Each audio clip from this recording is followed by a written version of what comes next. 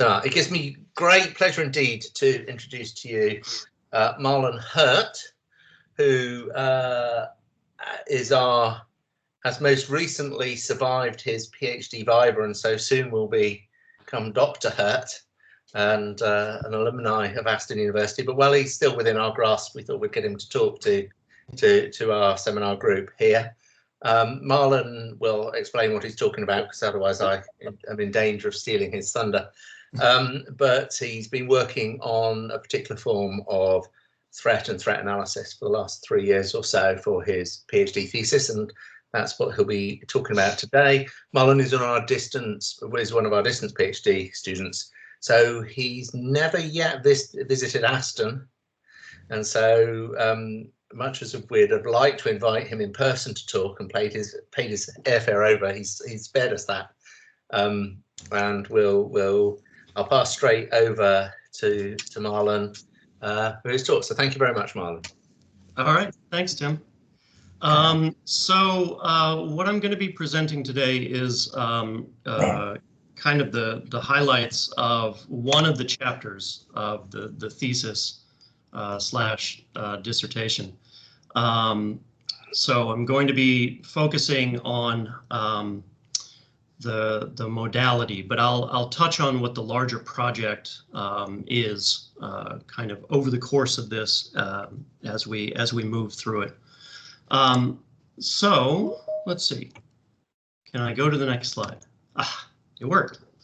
Okay. I'm much more used to Zoom. All right. So this probably doesn't come as any surprise to any of us here, but the US actually has a problem with stochastic mass murder events. This is something that shows up in the news way too often. In fact, there was one I was reading about in Minnesota that happened, I believe, just yesterday. So this is actually a growing problem. It's not an illusion that these kinds of events seem to be appearing in the news about the US more and more often.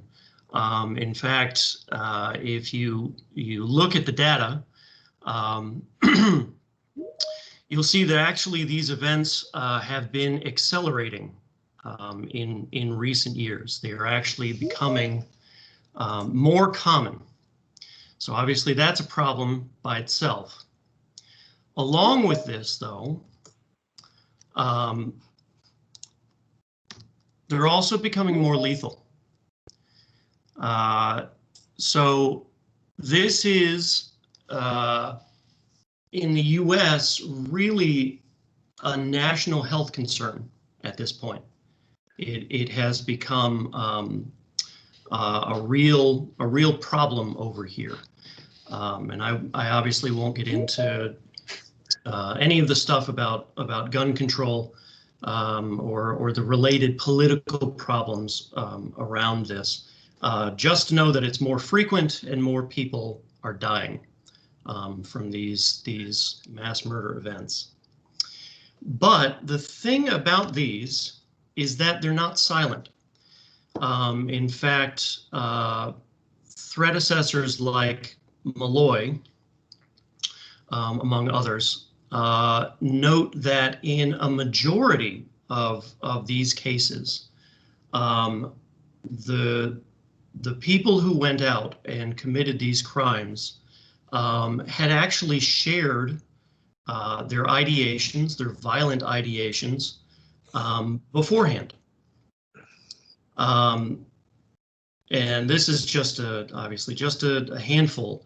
In fact, this research started with Elliot Rodger. I don't know if you can see my mouse, but this picture down in the bottom right corner actually started with him. He published a lengthy autobiography that had an entire section, something insane like 3 pages worth of ideations about what he planned to do on what he called his day of retribution.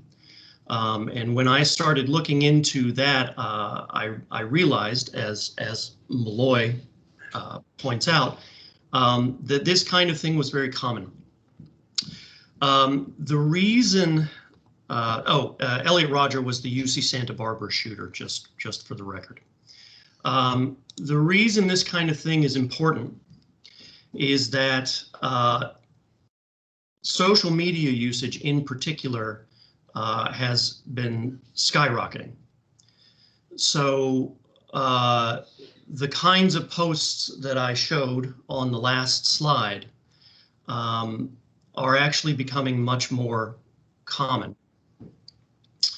And you'll see quite a rise, 1,500% just in the last 15 years in the US alone.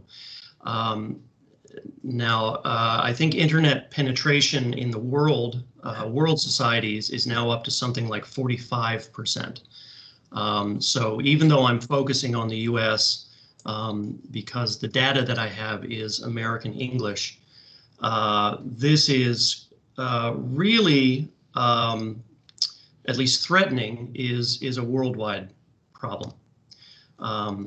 And as Marie, soon Amy, and Tanya point out, we provide our citizens with essentially unmediated channels through which threatening language can pass. One of the things about social media, and anybody who's followed the debate about Parler in the US, which was recently deplatformed by Amazon, the debate centered on mediation of comments. But even with mediation, a lot of it gets through. And the question with all this, the pressing forensic question with all this really is, as Sharon Smith says, we have to find some way to figure out who is going to actually go out and do these things and who is not. This is because in theory, well,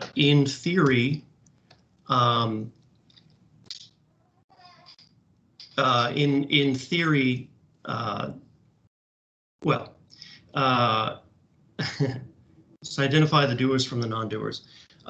In theory, people's language reflects their intentions. So this is kind of the basic assumption that threat assessors operate under. Threat assessors on the front end.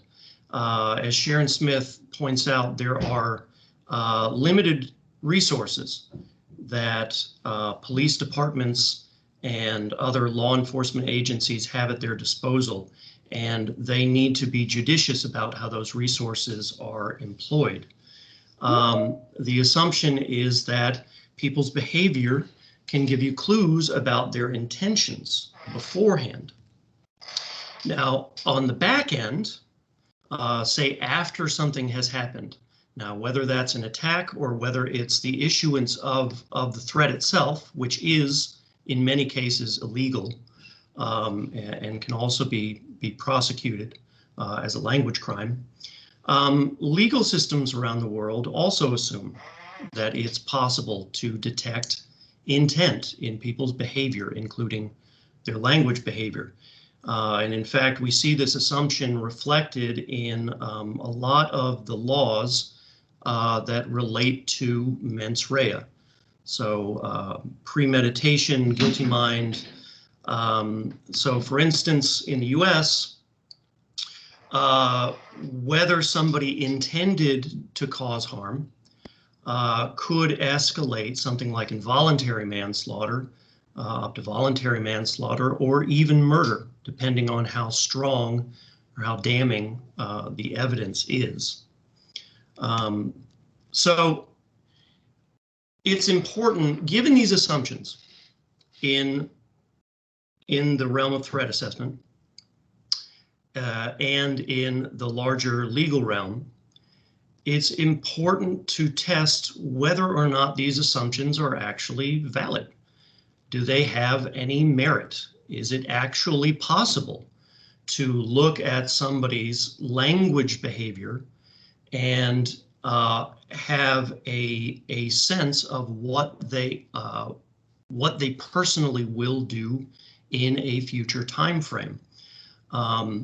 There's obviously a lot of debate around this question. It's a very important question, but it's not one whose answer is easy to get at. But the importance really can't be understated, because if it's not possible to look at, if it's not possible to use somebody's language to gauge their intentions, then the law should reflect this. And threat assessors should be aware that this is, in fact, not an area where we can detect doers from non-doers, right, and simply prosecute it simply as a threat, as a language crime. So one of the initial theoretical distinctions that I made was to try and understand how threats operated depending on the audience that they were intended for. So generally, threats posted to social media platforms of the kind that I showed you are not typically what we think of as being what I'm here calling direct threats. So here I won't be dealing with the more kind of standard theoretical delineations of conditional, indirect, direct. For my purposes, and that's why I have the little. For my purposes, direct here just means a threat that is issued towards a second person of the addressee. In these cases, there's a sense of an assumption of disalignment between the writer and his or her audience. Instead, I focused on what Harmon in 2008 called a pledge to harm. This is more typical of what we would find in social media posts. So for instance, Alec Manassian, this is both in ways kind of a prototypical social media pledge, and also horribly idiosyncratic in other ways.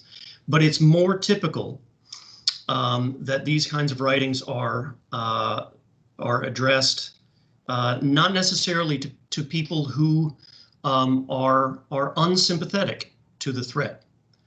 And in fact, the Manassian quote here, he is talking to fellow travelers. He is talking to people that he feels are sympathetic to his message. He actually is the person who then went out and killed 10 people in Toronto in a van attack back in 2018. But he is not threatening the second person. So there's a theoretical assumption based on things like audience design theory that the language resources used for something like a pledge to harm are going to be different than the language resources used for a more direct threat. And this is based off the idea that that the presumed alignment between speaker and addressee is not the same when somebody is threatening a third person rather than the second person of the addressee. So along with this, pledges to harm tend to actually be more common. In one of Malloy's studies, for instance, he points out that direct threats are actually the least common threatening that he found in realized threateners, people who then went out and acted on their ideations. So pledges to harm actually tend to be more common. But as Malloy also points out, not all pledges are realized, right? it is perfectly possible, and we see this all the time, that somebody can commit the language crime of threatening without having any intention of going out into the real world and following up on their ideations. There are plenty of reasons why people issue threats. To cause fear is perhaps the most common one. So this question of trying to figure out who the doers are from the non-doers, with the idea that law enforcement agencies don't necessarily want to respond in the same way to somebody who poses an actual threat as they would to somebody who is merely making a threat. And there are plenty of cases that illustrate this. And one of the ones that I talk about in the dissertation is actually a difference between a case where a woman was asked to make a public apology, and then a separate case where an 18-year-old who issued arguably a threat on roughly the same level ended up in solitary confinement and being assaulted by other inmates and ended up on suicide watch, and he was jailed without trial for 6 months. And this happened in Texas. So the responses by the law enforcement agencies and the legal system can range quite widely. So wondering empirically if there is if there is any way of predicting who the doers are from the non-doers, if there are differences in the linguistic resources that one category of threatener makes or uses versus another threatener, category of threatener, invites a comparison of pledges that were realized and pledges that weren't. Are there any differences, empirical, testable, measurable distances between the two? So more broadly, I used the appraisal method. And anybody who's worked with it knows that it is both a blessing and a curse, that it can kind of squeeze blood from stones. So I did not end up using a very large corpus for this, because a larger corpus with appraisal actually would have been very unwieldy. So the corpus that I used for this is small, but appraisal gives a very deep dive look into the stance taking that is happening in these texts. So these are 8 non-realized, where, based on media reports and research I was able to do, the authors did not attempt to carry out their ideations. And I contrasted these with a set of 6 realized pledges where there was real-world action taken, usually including the attack itself. There are some imbalances, some obvious imbalances between the two subcorpora. For instance, I had to deal with various registers. I tried to keep them roughly in the area of what might appear on a social media platform. But even with that, there's an email, for instance. Production ranges tend to be a little wide. I was not able to limit, for instance, by more biographical metrics, so age and gender. I wasn't able to really limit by ethnicity. That said, there are quite a few ways that the texts are comparable. So for instance, they're all text. None of this was transcribed speech. The majority of them are computer mediated. The majority of them were authored between 2014 and 2016. They're all authentic. Even though I wasn't able to limit by biographical information, they're all in roughly the same informal register of standard American English. And I feel importantly, they were all intended for a wider audience. So they were, every single text was written for somebody. And this is on top of the generic features.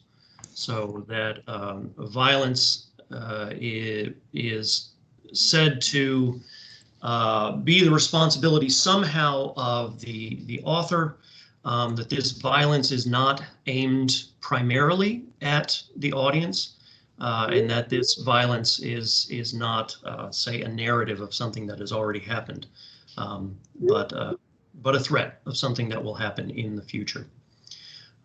So one of the issues I will say in forensics, as we all know, I'm sure, is data collection.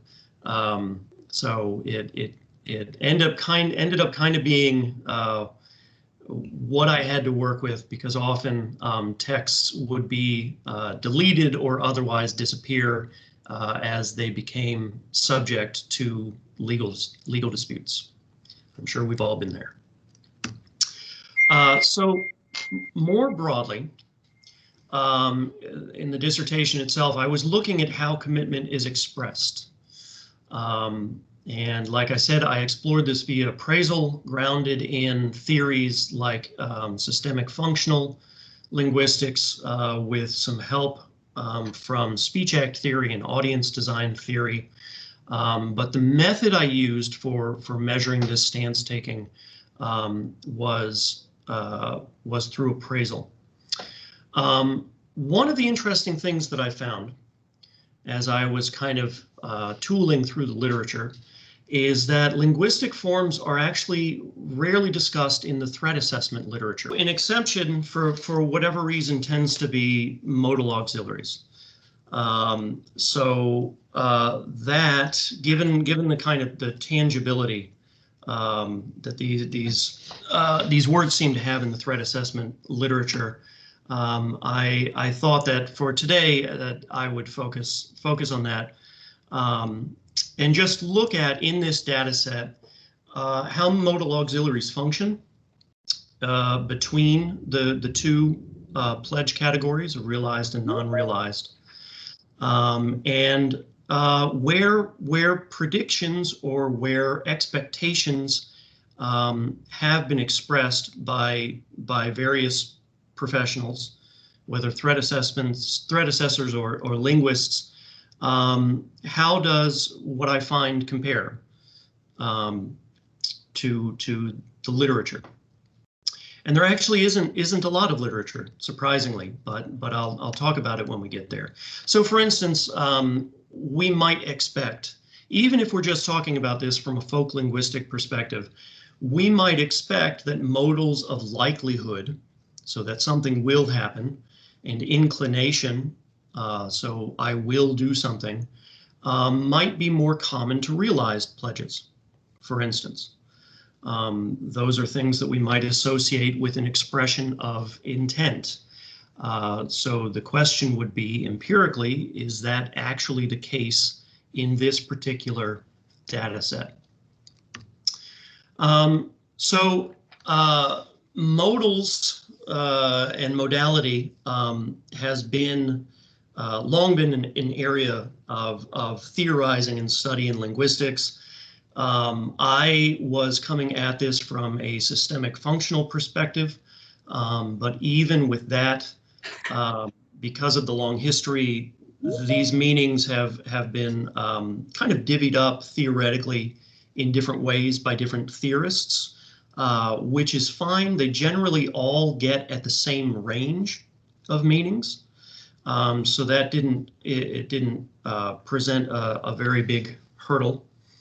What I ended up opting for was actually Graham Locke's taxonomy from 1996. He lays out 5 semantic areas and provides a word list. And these are the areas: likelihood, frequency, ability, potential, inclination, and requirement. The word list was very transparent, and his work is based in functional theory. So it seemed of the ones on offer like the best one for me. I will say for the rest of the appraisal coding, I used a program called Corpus Tool from O'Donnell, which generally was great. It offered automatic tagging for modals. And if I was doing a more typical corpus project where I had, you know, hundreds of thousands or even millions of words, that would have been fine. But I could never find a word list that he offered for Corpus Tool. And given that I only had about 4,500 words in my broader corpus, I decided that doing it by hand made the most sense. So if there are any errors, at least they're going to be consistent errors. So all of these were coded by hand. And the wide angle is this. So automatically we see a couple of interesting things. We see first off that non-realized pledges actually tend to make more use of modal auxiliaries in particular.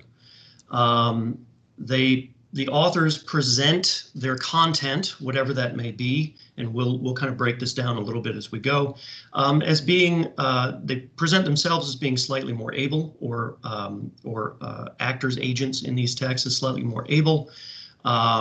They present themselves and others as being more inclined, and they make more predictions. So already we see some imbalances here between the two realization types. I'll note at the outset that American English speakers, apparently we don't really use modals to discuss frequency. We tend to opt for adjuncts, like usually or sometimes. So frequency is not something that we're actually going to need to discuss today. But one thing that will become important as we go is requirement.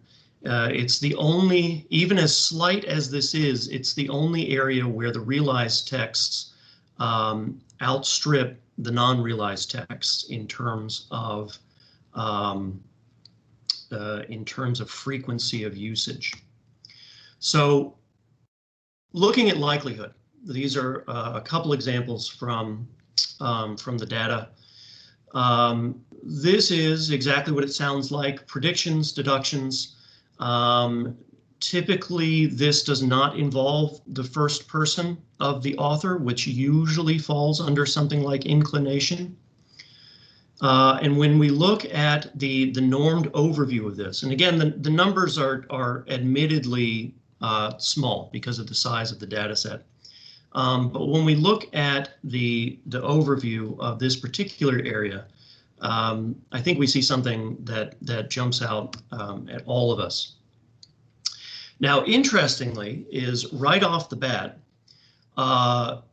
this seems to have echoes with Tammy Gales' own finding, which was that of all the categories that she looked at, modals of prediction were the only ones that were statistically significant to the category of non-realized threats.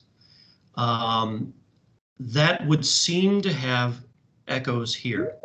Now, I will say the way that Locke has divvied up modality is not exactly the same as what Gales was relying on, I think, through Biber. But still, a very interesting echo.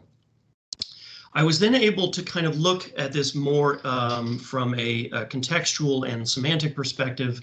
and realized that there are certain areas of concern in the data. And if you use the attack itself as kind of the fulcrum around which these texts turn, there were a few interesting areas that the authors all tend to talk about, both in the non-realized and the realized. So for instance, they would often talk about the target and the time, their means and their method, who they planned to do harm to. Occasionally they would discuss themselves. And interestingly, inevitability came up, that something was going to happen no matter what. And I'll show the numbers for both of these in just a moment. But also after the attack, these authors all tended to focus somewhat on aftermath, so what will happen as a result of the attack, what kind of attention the attack is likely to garner, and then will things be better afterwards?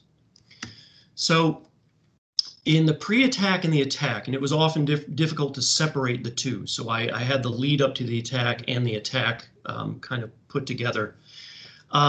We again see some interesting things. Obviously, again, more use of this is made by non-realized authors. The target and the time and the means and the method tend to be addressed more by non-realized authors, which potentially runs counter to this idea that authors specifying how they're going to do something and where they're going to do it and when is predictive. It tends to be treated as predictive in the threat assessment literature. Non-realized authors are also more interested in who they imagine harming. And interestingly, only the non-realized authors presented the attack itself as being inevitable.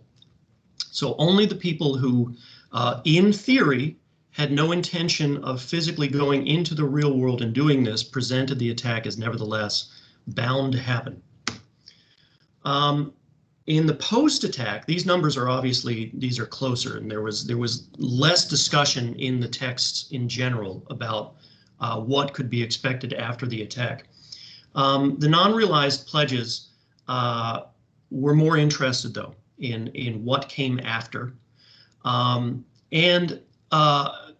Interestingly, in terms of satisfaction, so this idea that there's a grievance and that the attack might fix it, the realized pledges actually anticipated less satisfaction after the attack, after the imagined attack, than the non-realized. So moving into ability, and I see that I'm being mindful of the time now. So moving into ability and potentiality, again, exactly what they sound like. Ability, often dealing with skill and human ability, and potentiality dealing with what's often called extrinsic modality, things that are not under human control. And here are a few examples from the data set. So I think I can, right? I can, I could, or I can't. And here is the overview. Now, a couple other interesting things here. The non-realized pledges are more interested in positive aspects of this. So what can happen? And most particularly what the author himself or herself can make happen. The realized pledges, by contrast, are interested more in what can't happen, more interested than the non-realized pledges, which is kind of an interesting counterpoint that this would be more a focus of these authors when historically they were the ones who went out and tried or proceeded to violence. When we look at this in terms of the central bad act, so the violence imagined, the non-realized pledges are actually 5 times more likely to assert that the author can do this thing. 5 times more likely than the realized. And in fact, there's only one token in the entire realized subcorpus that concerns the central violent act. So what we get here is the NR authors presenting themselves as much more capable of violence than the realized authors. With inclination, and here are, again, a few examples. I will kill, I will set their whole house on fire. This would seem to get at the very heart of threatening language. So if we think about a prototypical threat, we're thinking about what an author says that he or she is going to personally do in the future. So the first person subject of the author plus a proposal for violence. With that in mind, it is kind of surprising to find that that the non-realized authors make more use of this particular area as well. And in fact, again, will is the modal of choice for this, which again has echoes of Gales's finding as well, that will appears more in non-realized threats. When we look at this in terms of the central bad act, again, because this is really the thing about threatening, is the author inclined? We find a severe imbalance between the non-realized and the realized. And when you interpret the numbers this way, the non-realized authors all present themselves as being much more inclined to violence. So far, they predict, there are more predictions that violence will happen. They present themselves as more able to carry out the violence, and also more inclined. The final area, requirement, is really, has a moral edge to it. And I'll revisit that in a moment, but these are various degrees of requirement. And again, some examples from the data set. You know, I had to. Again, it's not by a lot, but it bears noting.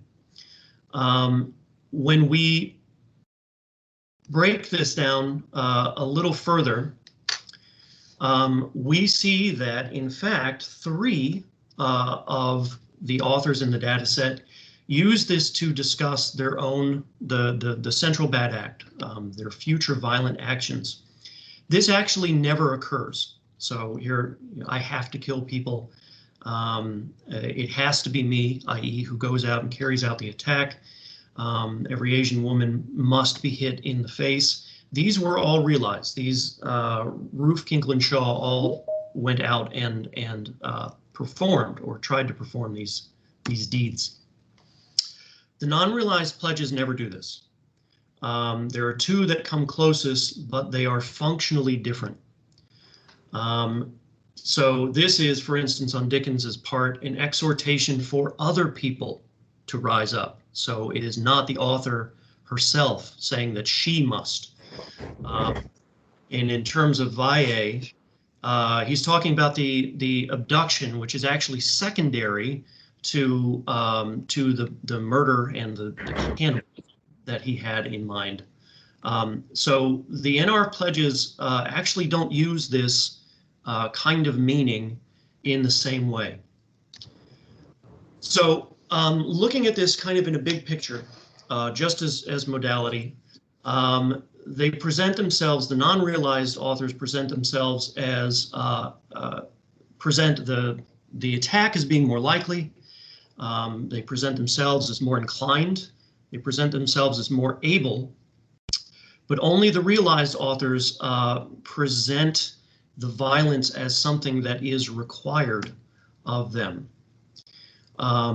If we look at this from a slightly different kind of broader perspective, divided into areas like likelihood, deontic meanings, so permission and obligation, and dynamic meanings, we can group this roughly into NR pledges being more concerned with meanings related to likelihood and dynamic concerns. So what people are willing, able to do, and what probably will happen, where the R pledges are more interested in deontic meanings. And this actually does bear out what Mardigian communicated to Gales about the modals of intent, at least in terms of must and have to. Will is not so much. So what we see big picture with modality is that the non-realized pledges are more threatening, and the realized pledges feel more required. And in the dissertation, this is actually part of larger patterns that appraisal uncovers, which is that the non-realized pledges are more interested in violence. They are more violent, more menacing, more threatening, where the realized pledges are more interested in moral meanings. So work on threatening communications, it may still be in its infancy. This was written about 10, 11 years ago. There's been some excellent work coming out, not just from Gales, but also from, for instance, Amy and Marie and Soon and Tanya. That said, it is absolutely the case that trying to detect violent intent in language is in its infancy. These are what I've attempted, I feel really are baby steps towards this larger question.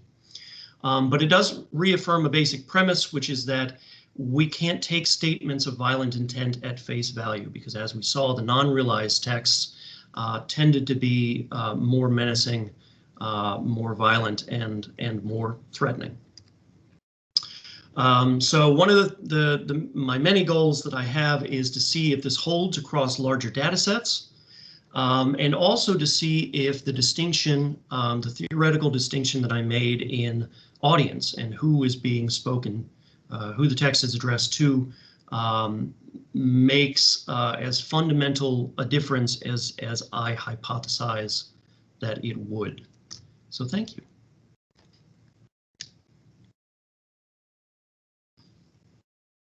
Okay, Marlon, thank you, and thank you for powering through our technical glitches. Sure. Do you want to unshare your screen so we can see you in a larger window? Because at the moment you're a tiny postage stamp. Sure. How's that? Yeah, that's great. Thank you very much. So we come to Q&A.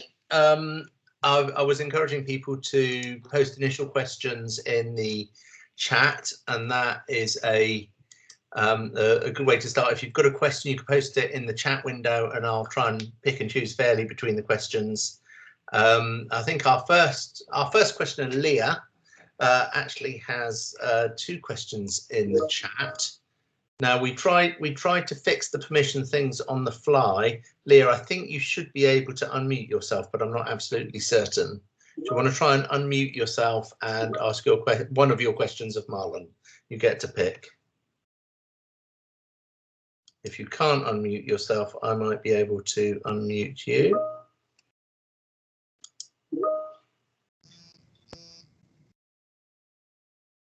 Leah, can you? Yes, one moment. Can you hear me? Can you hear me?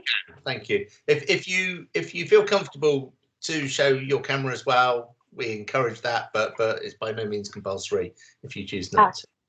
Yeah, my internet's not actually fantastic, so that's okay, no problem. That, if that's all right. All right.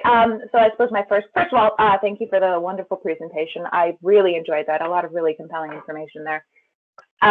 So my first question is, so could external intervention, so people reacting in real life to these red flags posted frequently on social media, be a confounding variable in the realization versus non-realization of pledges? There is at this point a bias that someone saying I will do X, and you know that definitive language tends to get people's hackles raised more. So could that be a confounding variable in the non-realization of pledges? Yes, absolutely. And in fact, that is what I think is kind of an insurmountable problem with any after the fact linguistic analysis of this, which is that this concept of non-realized, even though it's very common in the threat assessment literature, is inescapably theoretically fraught, because we can never prove without a shadow of a doubt that somebody at the moment of writing, at the moment of expression, did not intend to go out and commit whatever crime is being described. One of the things that I ended up discussing is that laboratory settings for this and trying to spur real life human subjects to have violent intent is not terribly ethical. And so yes, it's an excellent question.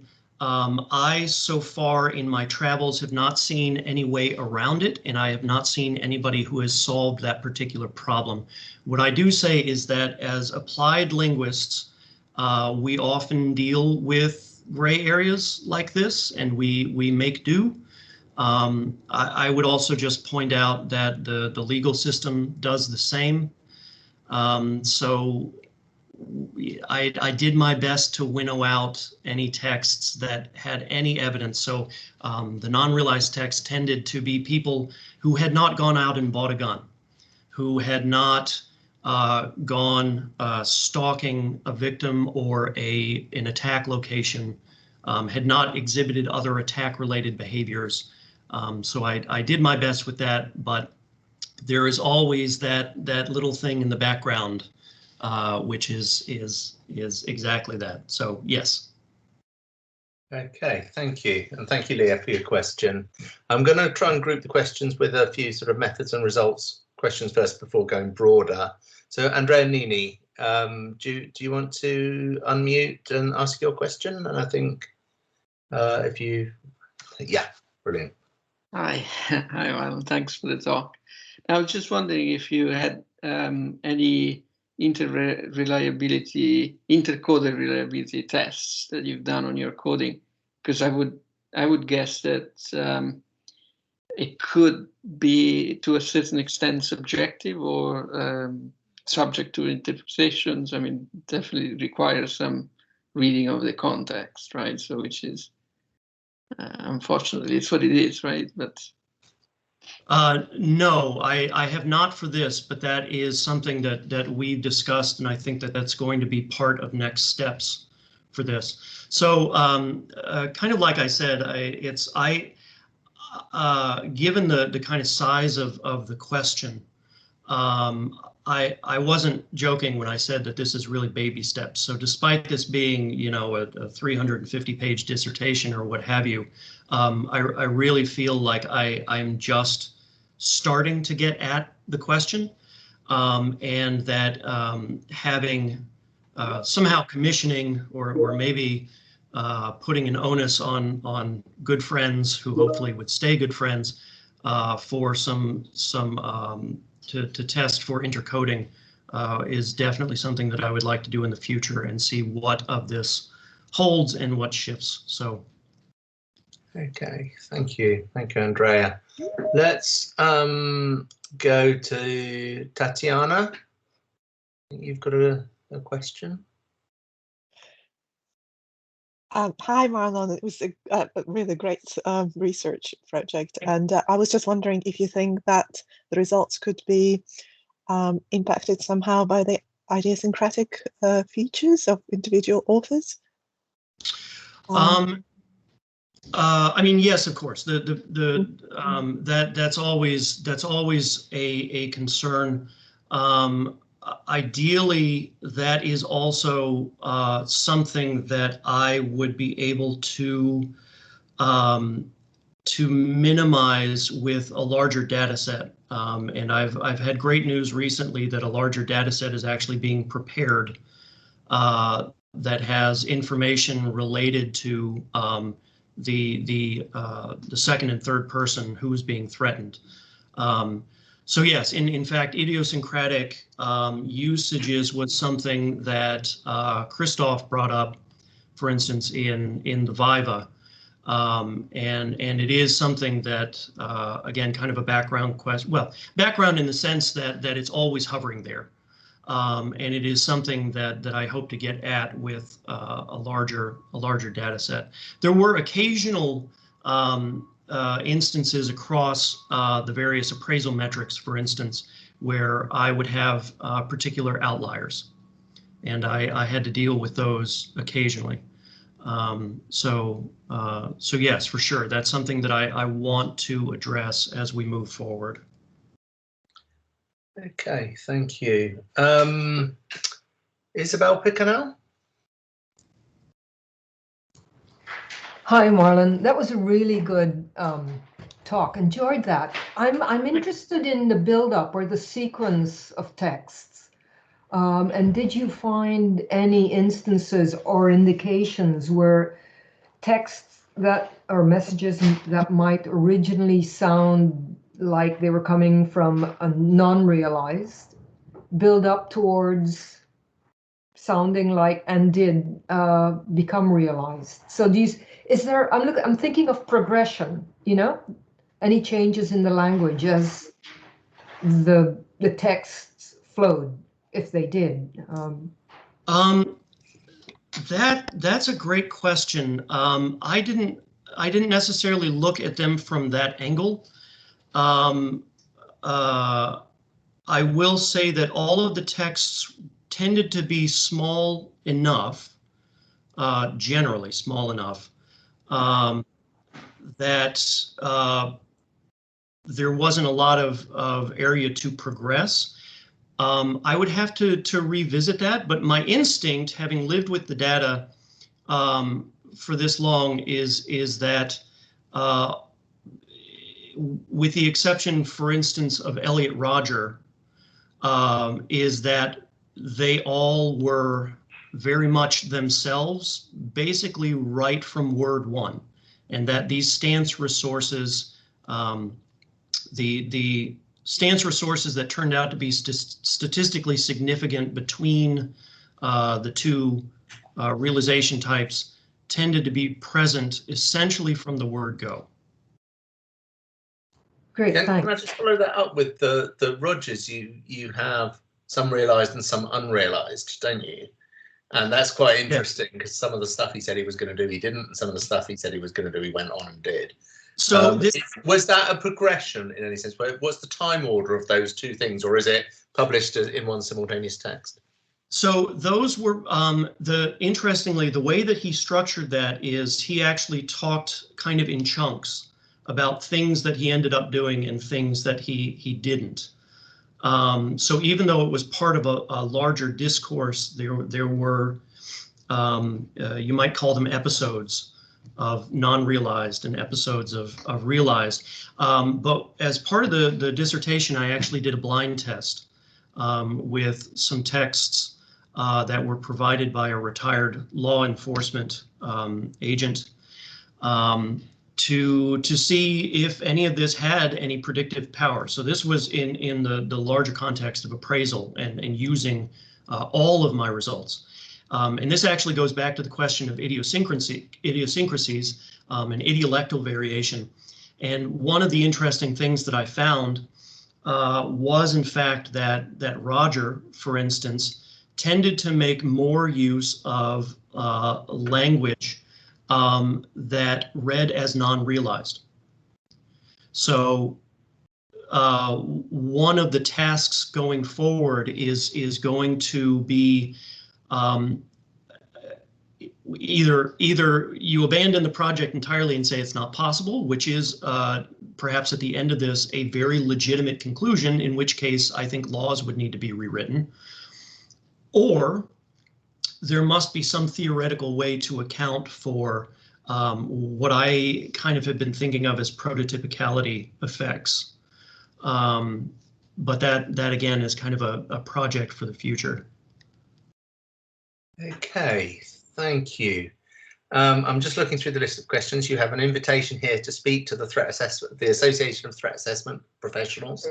I would love that. That's awesome. I would love to. Which I'm sure you can find Marlon via us or on the hospital website. Yes. Just want to see if there's anyone who's asked a question early who I managed not to see. Yeah, let's take the final question from Anna Maria. You had a question whilst Marlon was speaking, I think. Yes. Hi, thank you so much for your talk. My question is about something you said right at the beginning, where you spoke about the case where there was a woman who made a threat and she was asked to make a public apology, while there was an 18-year-old man and he was jailed without trial. And that was in Texas, I believe. Yes, she was in Georgia. She was in Georgia and he was in Texas. Okay. The reason I'm asking this question, well, let me ask the question first. The question is there, or was there any difference besides gender, like for instance, a racial difference between them? Because I wonder if that might have had an impact, because we've seen racial injustice in the legal system in the US. So I was wondering if you could talk a bit more about that. There was, but I would ask, which one would you guess was white and which one was black? Well, I would guess that the man was black. So he was a white 18-year-old in Texas, and she was a black woman in Georgia, and she was the one who was asked to apologize publicly, and he was the one who was deeply and disturbingly abused by the process in Texas. So I don't know that that's a good way that defies expectations, because he has a hard life ahead of him now. But in this particular case, that did not seem to be an aspect. Interesting. Okay. Thank you. Yeah. Thank you.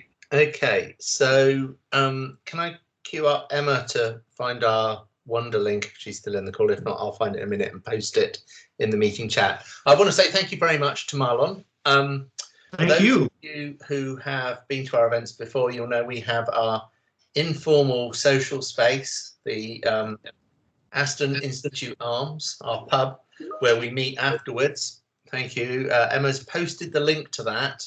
If you've not been before, you have a little icon for yourself and you can wander around and you can join groups and speak to 2 or 3 people at once, or join a bigger gang and join in the conversation. So if you feel like it, please to join us there in a minute or two. And I'm scrabbling to look for our next seminar, which I've now got the information up in front of me, which is on the 18th of February, so a week today, on misidentification of speakers in transcriptions by Chiara Malusi and Sonia Chenkezi. So I'm very sorry for butchering the names. And so please do join us at those events. And all events are up on our website, and we have one of our larger events looking at transcription processes and the use of transcripts in legal settings, from police interview transcripts to court transcripts and other contexts as well. We have an event on the 11th of March. So please go to our events website and come to other things. And now we'll all retire to the bar. Sadly, you have to bring your own drink. But I hope Marlon can join us there for a few minutes more, yes, and indeed the rest of you. So thank you very much all. Thank you, everybody. Thank you, Marlon. That was great. So it's disappearing up on the list with all the thank yous, but the link is something that Emma has posted.